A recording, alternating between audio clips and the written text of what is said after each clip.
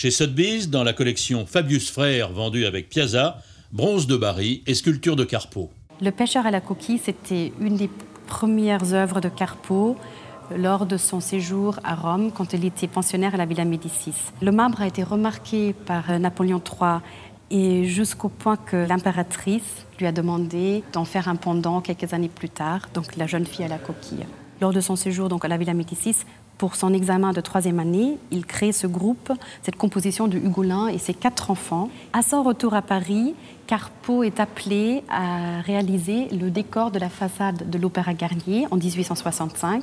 Ici, vous voyez l'esquisse originale en plâtre qui montre au centre le génie de la danse, une figure féminine qui sera remplacée après par un homme sur la composition finale. Carpeaux s'exile à Londres vers la fin de sa vie, dans les années 1870, où on lui commande cet important marbre qui est un de ses chefs-d'œuvre. C'est un marbre grandeur nature dont on ne connaît aucune autre version.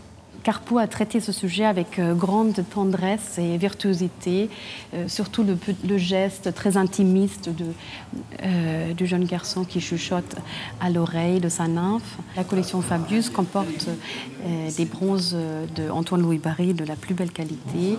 Ce sont des fontes du vivant de l'artiste, souvent des pièces uniques. Le Thésée Minotaure, c'est une fonte qui est estampillée de Barye, avec une toute petite marque de Barye. Pour étudier les animaux, Barye passait son temps au Jardin des Plantes et on voit la précision avec laquelle elle rend la peau du gavial, les poils du tigre. François Fabius et déjà Élie Fabius en 1890 a acheté uniquement des œuvres de grande qualité. La collection Fabius, elle se distingue surtout par vraiment l'œil d'un connaisseur.